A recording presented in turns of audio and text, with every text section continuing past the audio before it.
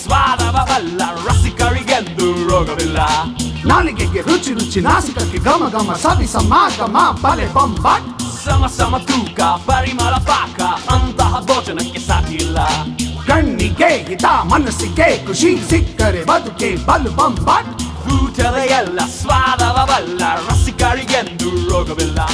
ಸಮ ಸಮ ತೂಕ ಪರಿಮಳ ಪಾಕ, ಅಂತಹ ಭೋಜನಕ್ಕೆ ಸಾಟಿ ಇಲ್ಲ. ನಳಿನಿ ಪಾಕ ನಳನ ಪಾಕ, ಸವಿ ರುಚಿಯಲ್ಲಿ ತಮಕ. ಬೊಂಬಾಟ್ ಭೋಜನ, ಬೊಂಬಾಟ್ ಭೋಜನ, ಬೊಂಬಾಟ್ ಭೋಜನ. ಬೊಂಬಾಟ್ ಭೋಜನ ವೀಕ್ಷಕರಿಗೆಲ್ಲ ಸಿಹಿ ಕೈ ಚಂದ್ರು ಮಾಡುವಂತಹ ವಿನಯಪೂರ್ವಕ ಪ್ರೀತಿಪೂರ್ವಕ ನಮಸ್ಕಾರಗಳು. ನಮ್ಮ ಬೊಂಬಾಟ್ ಭೋಜನ ಕಾರ್ಯಕ್ರಮಕ್ಕೆ ನಿಮ್ಮೆಲ್ಲರಿಗೂ ಸ್ವಾಗತ ಸುಸ್ವಾಗತ. ದಸರಾ ಹಬ್ಬವನ್ನು ನಾವು ಮೈಸೂರಲ್ಲಿ ಸೆಲೆಬ್ರೇಟ್ ಮಾಡ್ತಾ ಇದ್ದೀವಿ. ವಿಶೇಷವಾದಂಥ ದಿನ ಇವತ್ತು ವಿಜಯದಶಮಿ ದಿನ. ವಿಜಯದಶಮಿ ದಿವಸ ಮೆರವಣಿಗೆ ಮಾಡ್ತಾರೆ. ಅಂದರೆ 10 ದಿನಗಳ ಕಾಲ ಸೆಲೆಬ್ರೇಷನ್ಗೆ ಮುಕ್ತಾಯ ಆಗ್ತಕ್ಕಂಥ ದಿವಸ. ಇವತ್ತಿನ ದಿವಸ ವಿಜಯೋತ್ಸವ ಮಾಡ್ತಾರೆ. ಅಂದರೆ ಚಾಮುಂಡೇಶ್ವರಿ ಮಹಿಷಾಸುರನ್ನು ಸಂಹಾರ ಮಾಡಿದಂಥ ಒಂದು ಯುದ್ಧದಲ್ಲಿ ಚಾಮುಂಡೇಶ್ವರಿ ಗೆದ್ದಿದ್ದಕ್ಕೋಸ್ಕರವಾಗಿ ಆ ವಿಜಯವನ್ನು ಆಚರಿಸೋದಕ್ಕೆ, ಪಾಂಡವರು ಮಹಾಭಾರತದ ಯುದ್ಧದಲ್ಲಿ ಗೆದ್ದ ವಿಜಯವನ್ನು ಆಚರಿಸೋದಕ್ಕೆ, ರಾವಣನ ಸಾಯಿಸೋದಕ್ಕೆ ಗೆದ್ದಂಥ ವಿಜಯವನ್ನು ಆಚರಿಸೋದಕ್ಕೆ ಈ ವಿಜಯದಶಮಿ ಹಬ್ಬವನ್ನು ಆಚರಿಸ್ತಾರೆ. ಈ ಹಬ್ಬದ ದಿವಸ ಮೈಸೂರಲ್ಲಿ ದೊಡ್ಡ ಮೆರವಣಿಗೆ ಇರುತ್ತೆ.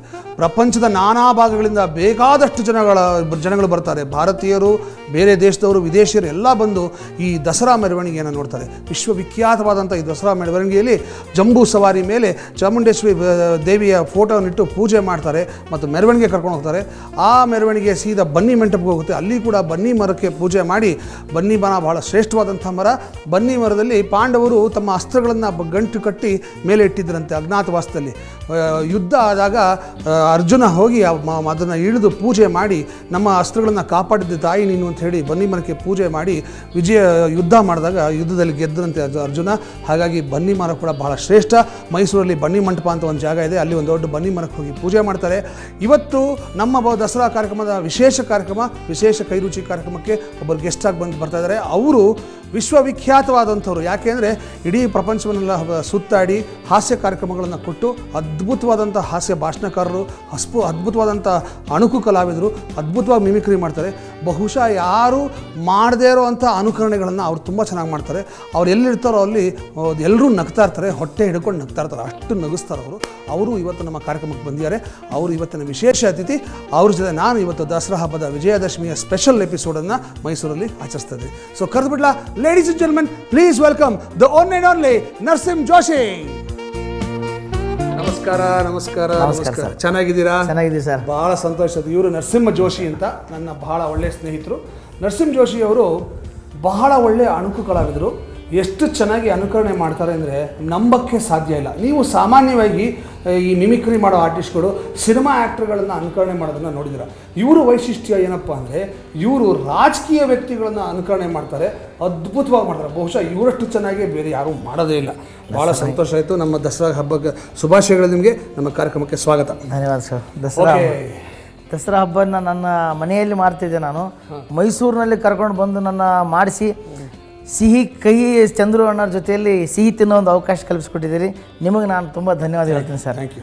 ನೀವು ಬಂದಿದ್ದೀರಾ. ಹಬ್ಬದ ಸ್ಪೆಷಲ್ಲು ಅಂತ ನಾನು ಒಂದು ಸ್ಪೆಷಲ್ ಪಾಯಸ ಮಾಡಬೇಕು ಅಂತೀನಿ ನಿಮಗೋಸ್ಕರ. ಯಾವ್ದು ಸರ್ ಅದು? ಇದು ಸ್ಪೆಷಲ್ ಪಾಯಸ. ಈ ಪಾಯಸಕ್ಕೆ ನಾನು ಇಟ್ಟಿರೋ ಹೆಸರೇನು ಗೊತ್ತಾ? ಪಾಯಸ ಪ್ರಣವ ಅಂತ. ಪ್ರಣವ ಅಂದರೆ ಓಂಕಾರ ಅಂತ. ಪಾಯಸಗಳಲ್ಲಿ ಓಂಕಾರ ಮೊದಲನೇ ಬೀಜಾಕ್ಷರ ಓಂಕಾರ ಅಲ್ವಾ? ಹಾಂ ಸರ್. ಸೊ ಆ ಥರ ಪಾಯಸದಲ್ಲಿ ಮೊದಲನೇ ಪಾಯಸ ಅಂದರೆ ಇದು. ಅದಕ್ಕೆ ಪಾಯಸ ಪ್ರಣವ ಅಂತ ಹೆಸರು. ಪಾಯಸ ಪ್ರಣವ ಅಂದರೆ ನನಗೆ ಡೌಟ್ ಆಯ್ತು ಸರ್. ಏನು ಪಾಯಸ ಪ್ರಣವ ಅಂದರೆ ನಾನು ಪ್ರಾಣಕ್ಕೆ ಮತ್ತು ಕುತ್ತರಂಥದ್ದನ್ನು ಅಂದ್ಕೊಂಡಿದ್ದೆ. ಅಲ್ಲ, ವಿಜಯದಶಮಿ ಹಬ್ಬ ದಿನ ನಮಗೆ ಸಿಹಿ ಕೊಡ್ಬೇಕಾದ್ರೆ ಪ್ರಾಣಕ್ಕೆ ಕುತ್ತರಂತ ಧೈರ್ಯವಾಗಿ ನಾವು ಮಾಡಿದ್ದೀವಿ. ಭಾಳ ಜನಕ್ಕೆ ಅನುಮಾನ ಇದೆ ನಾವು ಮಾಡೋ ಅಡುಗೆ. ಇಲ್ಲ ಸರ್, ಯಾರಾದ್ರೂ ಮೇಲೆ ಎಕ್ಸ್ಪೆರಿಮೆಂಟ್ ಮಾಡ್ತಾರಲ್ಲ ವರ್ಕ್ ಆಗುತ್ತಾ ಅಂತ ತುಂಬ ಅನುಮಾನ ಇದೆ. ಚಿಂತೆ ಮಾಡಬೇಡಿ, ನಾವು ಮಾಡೋ ಅಡುಗೆ ಎಲ್ಲ ತುಂಬ ಚೆನ್ನಾಗೇ ಇರುತ್ತೆ. Don't worry. ಓಕೆ, ಈ ಪಾಯಸ ಪ್ರಣವಕ್ಕೆ ಏನೇನು ಪದಾರ್ಥಗಳು ಬೇಕು ಅಂತ ನೋಟ್ ಮಾಡ್ಕೊಳ್ಳೋಣ. ಮೊದಲನೇದಾಗಿ ನಾನು 1.5 ಕಪ್ಪಷ್ಟು ಅಕ್ಕಿನ ನೆನೆಸಿಟ್ಕೊಂಡಿದ್ದೀನಿ, 1.5 ಕಪ್ಪಷ್ಟು ಬೆಲ್ಲ, ತೆಂಗಿನಕಾಯಿ ಹಾಲು, ಕೇಸರಿ ಹಾಲು ಜೊತೆ ಮಿಕ್ಸ್ ಮಾಡಿದ್ದೀನಿ, ಗಟ್ಟಿ ಹಾಲು, ಹಸುವಿನ ಹಾಲು, ಎಳನೀರನ್ನು ಕಟ್ ಮಾಡಿ ಅದರ ಒಳಗಡೆ ಇರ್ತಕ್ಕಂಥ ಗಂಜಿ ಅದನ್ನು ಚೆನ್ನಾಗಿ ಕಟ್ ಮಾಡಿ 1 ಕಪ್ ಇಟ್ಕೊಂಡಿದ್ದೀನಿ, ಗೋಡಂಬಿ, ದ್ರಾಕ್ಷಿ, ಜಾಕಾಯಿ, ಪಚ್ಚ ಕರ್ಪೂರ, ತುಪ್ಪ ಫಸ್ಟ್ ಏನು ಮಾಡಬೇಕು, ಅನ್ನ ಮಾಡೋಕ್ಕಿಡಬೇಕು. ಸೊ ಲೆಸನ್ ನಂಬರ್ 1 ಒಲೆ ಹತ್ತಿಸಬೇಕು. ಅದ್ರ ಮೇಲೆ ಒಂದು ಕುಕ್ಕರ್ ಇಡೋಣ. ಅಕ್ಕಿ ಹಾಕೋಣ. ನಾನು ಅಕ್ಕಿ ತೊಳೆದಿಟ್ಟಿದ್ದೀನಿ ಕ್ಲೀನ್ ಮಾಡಿ.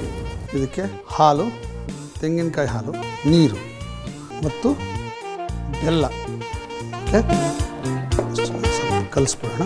ಈಗ ಇದು ಅನ್ನ ಆಗಬೇಕು, ಚೆನ್ನಾಗಿ ಬೇಯಬೇಕು. ಸೊ ಕುಕ್ಕರ್ ಕ್ಲೋಸ್ ಮಾಡ್ತೀನಿ.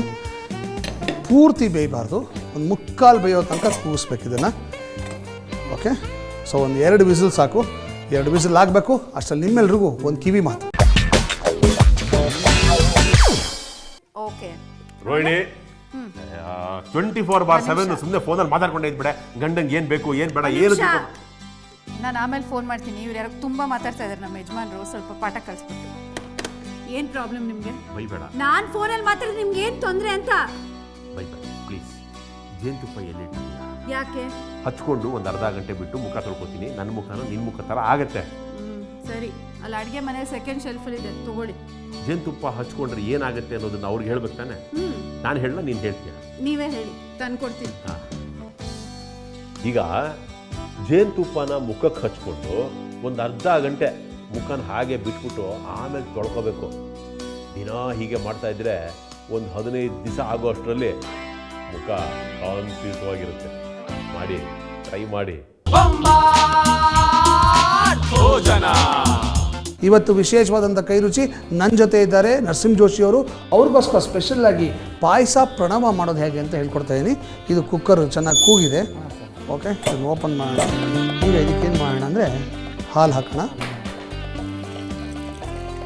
ಗಂಜಿ, ಕಾಯಿ ಗಂಜಿ, ಎಳ್ನೀರಿನಲ್ಲಿ ಗಂಜಿ ಇರುತ್ತಲ್ಲ, ಆ ಗಂಜಿನ ಕಟ್ ಮಾಡಿರೋದು ಅದನ್ನು ಹಾಕೋಣ.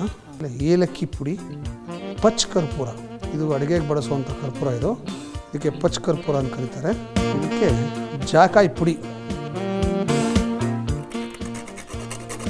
ಸಾಕಷ್ಟು. ಓಕೆ, ಈಗ ಇದನ್ನು ಮತ್ತೆ ಕುದಿಸ್ಬೇಕು ಚೆನ್ನಾಗಿ. ಇದು ಚೆನ್ನಾಗಿ ಕುದಿಬೇಕು.